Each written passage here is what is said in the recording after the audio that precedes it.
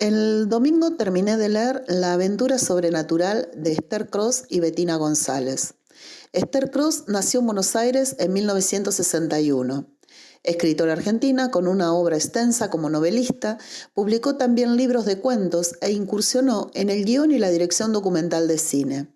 Estudió letras en la Universidad de Buenos Aires y se graduó como licenciada en psicología en la Universidad Católica Argentina. También es traductora. Bettina González nació en Villa Ballester en 1972, escritora argentina, estudió en la Universidad de Buenos Aires y en la Universidad de Texas en El Paso, es profesora, novelista, poeta, ensayista. Los géneros que trabaja son la novela, la poesía y el periodismo. Es la primera mujer en ganar el premio Tusquet de novela, también obtuvo el premio Clarín. La aventura sobrenatural tiene 448 páginas y fue publicada este año por la editorial Saiz Barral. De Esther Cross leí en el 2013. La mujer que escribió Frankenstein se llama esa novela y es un libro sobre la biografía de Mary Shelley, sobre su época y su obra, sobre los personajes de la medicina clandestina y la Londres negra. Sobre algunos escritores románticos y algunos cirujanos famosos. Por lo tanto, considero que a esta autora le interesa mucho este periodo del siglo XIX. En La aventura sobrenatural, subtitulada Con historias reales y apariciones, literatura y ocultismo, cuenta estas autoras que el proceso de este libro comenzó a germinarse en la pandemia, durante la cual decidieron escribir juntas, uniendo sus bibliotecas en busca de lo extraño, el ocultismo y lo sobrenatural. El resultado fue este libro. Son historias conectadas entre sí por figuras como Sigmund Freud, Oscar Wilde, Arthur Conan Doyle, Alice James, W.B. Yeats, Robert Stevenson, Lizzie Siddal, como un tratado de lo extraño y de lo desconocido, un conjunto de curiosidades sobre el esoterismo europeo de los siglos XIX y XX. Hay algunos episodios anteriores y posteriores, pero en que la acción principal transcurre en el continente europeo entre 1870 y 1918, sobre todo en Gran Bretaña. Los personajes que aquí tratan son famosos en su tiempo y algunos lo siguen siendo. Se trata de científicos, artistas visuales, médiums, escritores, pintores, músicos y también actores, entre otros. Si bien al principio, cuando uno empieza a leer el libro y lo va transcurriendo, todo parece como muy desordenado y que lo que apenas guía es una cronología en ese tiempo, en esos años que se van sucediendo. Pero no, cuando uno termina de leer esas 13 partes, se ve que existe, uno se da cuenta de que existe una estructura muy estudiada. Está dividido en 13 partes, 13 partes. Y es un número muy particular, es un número muy supersticioso y también lo ocupa algunos capítulos. Cada una de estas partes a su vez está dividida en capítulos breves que tocan temas como las apariciones, los revenants, la telepatía, la quiromancia, la magia, también la magia blanca, la magia negra, la muerte, el alma, los sueños, el espiritismo, los exorcismos, las posesiones, el diablo. Algunas son historias cortitas, otras duran varios capítulos y también se vuelven a reeditar y vuelven a aparecer quizás en un capítulo salteado o más adelante, vuelve a retomar el tema. Pero bueno, todas estas partes forman un compendio complejo en donde se puede entender que todo se entrecruza, que si empieza un tema en una parte capaz que termina en otros 3 capítulos más adelante. Todos estos temas, personajes, anécdotas, bueno, que se transforman en una red de conexión. Metafóricamente, el libro entero es como esta red que atrapa a todo un contexto y al que se vuelve una y otra vez a determinadas voces, creencias y también ciertos lugares, Todos estos personajes vienen acarreando conceptos para poder armar teorías convincentes. Algunas son realmente estrafalarias, otras con una búsqueda honesta, otros tratando de tapar vacíos o encontrar respuestas para sus angustias personales. Y también los que nunca faltan, los parlanchines y también los estafadores. Además de seguir los pasos de los sobrevivientes de la guerra, los epílogos abren un nuevo escenario, en donde las autoras exponen que la aventura sobrenatural no propone conclusiones sobre ninguno de estos temas. No es su intención presentar este libro como una tesis filosófica.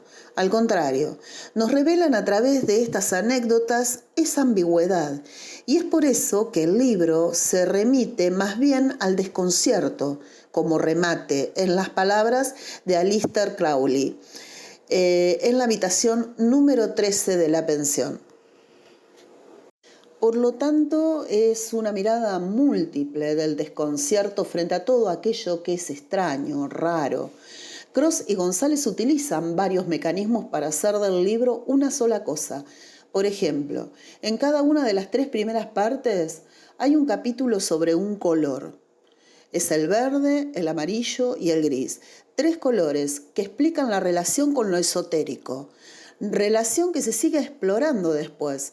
Otro ejemplo es el uso de las fotos en el libro.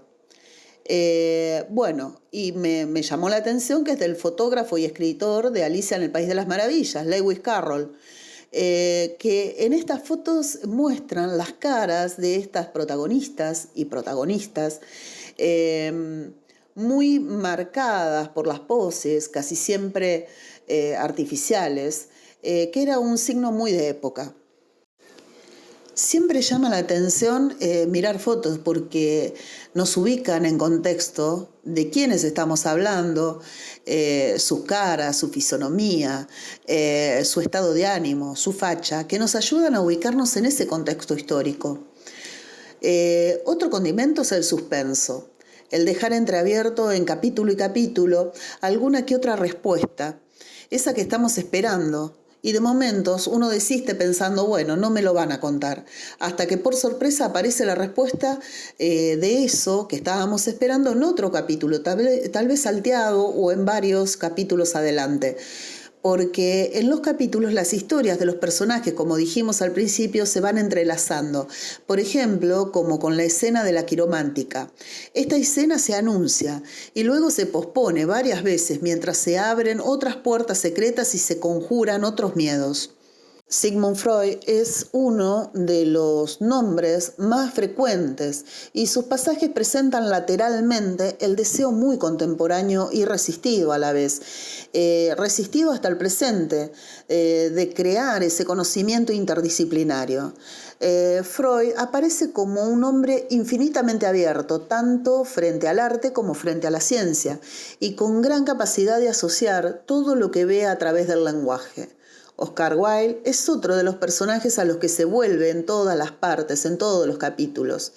Este personaje, muy famoso de la literatura, al salir de la cárcel, decide hacerse leer las manos antes de decidir si vuelve o no con Bosie, el amante que le costó la condena de 2 años de cárcel. Bosie era Alfred Douglas, su padre era el marqués de Queensberry, el inventor de las reglas del boxeo moderno, que persiguió a Wilde hasta llevarlo a juicio y lograr que lo metieran preso, por el mismo peso de la homofobia y la rigidez moral de la época. Cuando sale de la cárcel, Bosie lo abandonó por miedo a ser desheredado. Fue el tiempo del desprecio, la cárcel, la soledad, la incomprensión, la pobreza, la enfermedad y la muerte para Wilde, que murió sumergido en el escarnio y para él mucho peor el olvido. Los personajes de Oscar Wilde y Aleister Crowley son puentes que abren caminos entre disciplinas, opiniones y creencias. Para eso la época es un pozo sin fondo. La acumulación de historias hace de este libro una región que puede explorarse una y otra vez, Por ejemplo, hay una hermosa definición de fantasma que podríamos llamar interdisciplinaria, basada en las ciencias y creencias.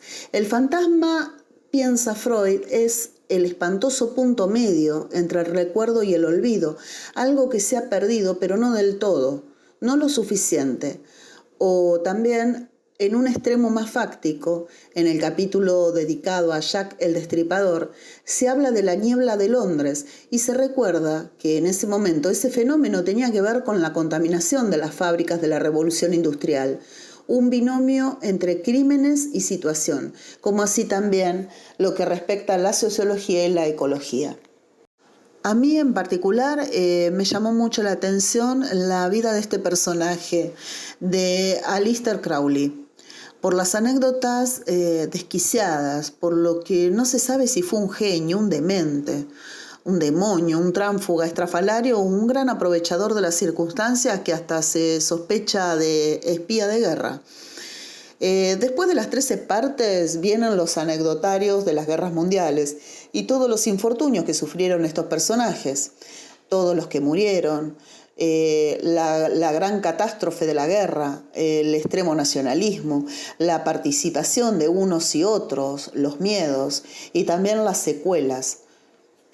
La aventura sobrenatural habla del periodo entre el siglo XIX y el siglo XX, cuando confluyen ciencia, espiritismo, magia, ocultismo, en un remolino en el que abrevan tanto la ficción como los nuevos campos de estudio, entre otros la grafología y la psicología.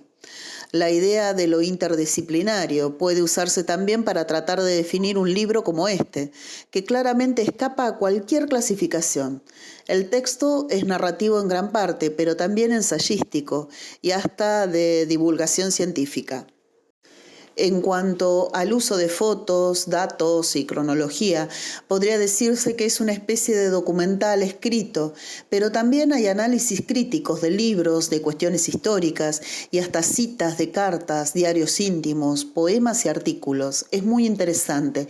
Todo ello unido como una telaraña de imaginación que acecha y que devela un contexto lleno de búsquedas y respuestas o no ante un nuevo siglo ya amenazado por la Primera Guerra Mundial. En el fondo, la lucha de Freud, Stevenson, Yates y muchos otros es casi la misma que intentan desplegar Cross y González en estas páginas. Una enorme necesidad de imaginar para mantenerse abiertas a esos caminos, que erróneos, locos, pero también muchos de ellos incipientes, lograron ser testimonio de las nuevas ciencias del siglo XX. También de esa prueba y error, así como también el del arte y en contrapunto las guerras y el odio, todo ello y junto incidieron de una nueva forma de entender y comprender nuestra humanidad. Bueno, los dejo con esta reseña. Es un libro extenso, pero bien vale la pena porque tiene muchísimos datos sobre todos estos personajes. Y por otro lado, también tiene algunas historias que me hicieron volver a releer y a recordar, como por ejemplo a Dante Gabriel Rossetti, Ruskin, Lise Seidel y William Morris. Mediante el movimiento Art and Craft y los prerrafaelitas, que fue materia de estudio en mi Facultad de Bellas Artes cuando estudiaba. Bueno, al que le gusta estos temas es un libro fascinante, pero además es un compendio de arte e imaginación con un montón de historias raras, entretenidas y por sobre todo de comprensión de fines y comienzos de siglo. Eso es lo más interesante. Así que bueno, gracias por escucharme hasta acá y nos encontraremos en nuestra próxima lectura.